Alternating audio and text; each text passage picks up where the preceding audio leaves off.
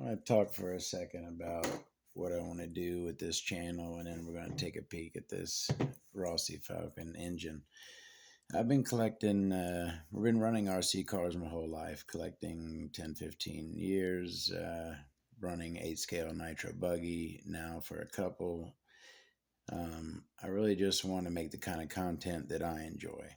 Looking at the engines, talking about them, nitro vehicles, keeping these old vehicles and engines going. I know nowadays, really all you have focused on is racing with nitro engines. The days of monster trucks, Savages, T-Maxes, I mean, you can actually still buy a T-Max.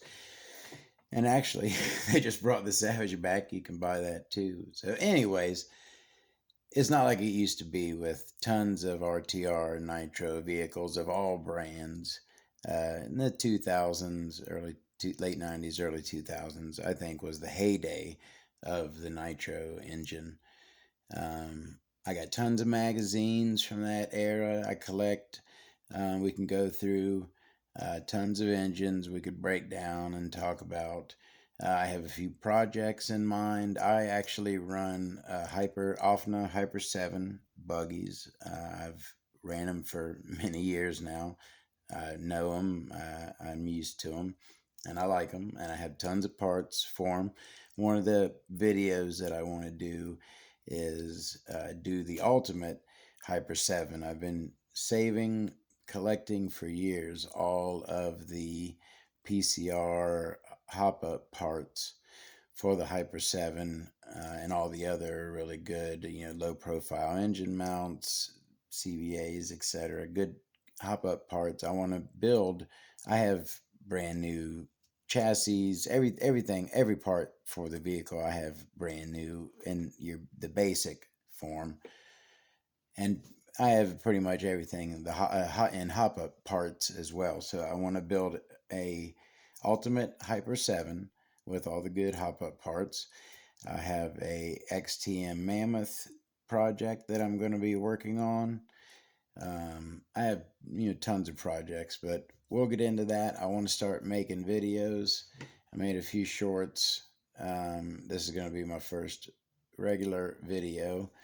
So without further ado, let's take apart this Rossi Falcon and take a peek into it. I got this engine, took it in with a lot on trade. Actually, a couple years back. It's just been kind of sitting. It's pretty worn out. Not a whole lot of life left in it, I would say, but it does still run. I did throw it in a buggy for a minute just for poops and giggles to see how it wanted to act. It ran okay, but you could tell it's getting near the end of its life. Now, these Rossi Falcons are made by GRP, and GRP made good engines for the while that they made them. This is kind of odd in that most of the GRPs had huge heads, and this is a rather small head. One thing I want to say while we're doing this is it took me a few years of messing around with cheaper tools, trying to find a cheap, decent set of hex drivers, and don't even waste your time. There's spend the money, buy your MIP drivers.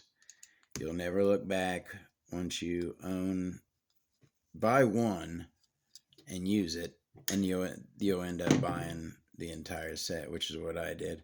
Before you try to take the back plate off, they're usually clear, but it's always good practice to put the piston all the way up before you try to remove a back plate off of an engine, just in case.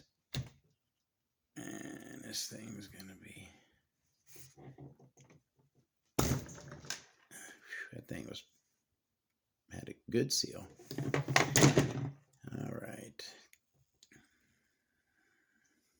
sleeve pull right out. Let's see. Oh yeah, nice. And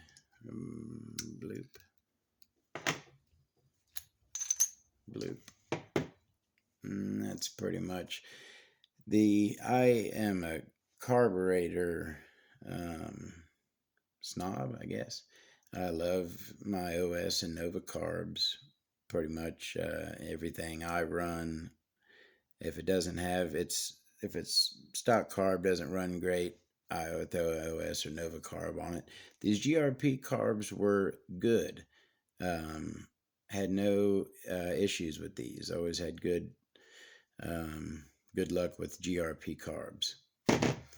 This is a 5-port engine, and it is pretty open, as you can see.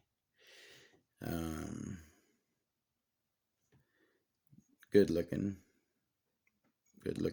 port work on it, nice and smooth. GRPs, obviously they were Mario Rossi company who does reds now. They were good. GRP were good engines. That's I don't know if you can see that. Oh yeah, some scoring on there. It feels pretty smooth though. This engine did have decent compression.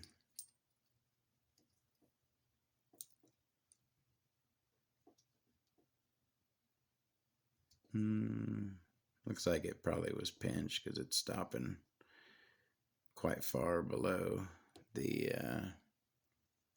top where the stop line. Anyways, not a whole lot done on that crank. Not filled. These were made, I believe, around early 2000s, 2000 to 2005. And were great runners. GRPs in general. These specifically, these Falcon B1 engines are pretty rare. It's about, I believe it's the only one I've ever seen. Yeah, you do not see these at all.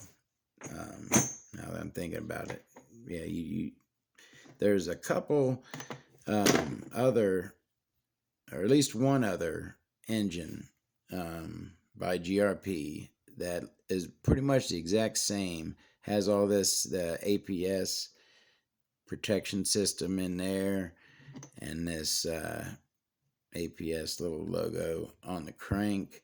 There's another engine, I can't think of it right now, made by Rossi that is pretty much the same as this, but it's not a Falcon. It's something else. If someone else knows, go ahead and say. Yeah.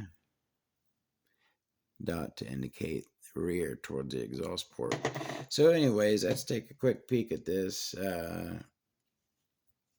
This has, let's see if you can get in there on that. This has the good bearing, in my opinion, the best front bearing ever made. Even bleep, you could argue with the Nova Rossi Blue Seal. That is also a great bearing. But this bearing is the bearing that came in all the old OS speeds and the V-Spec.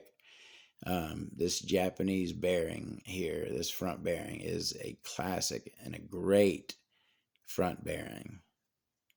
Anyways, been nice talking to you, and we'll talk again soon.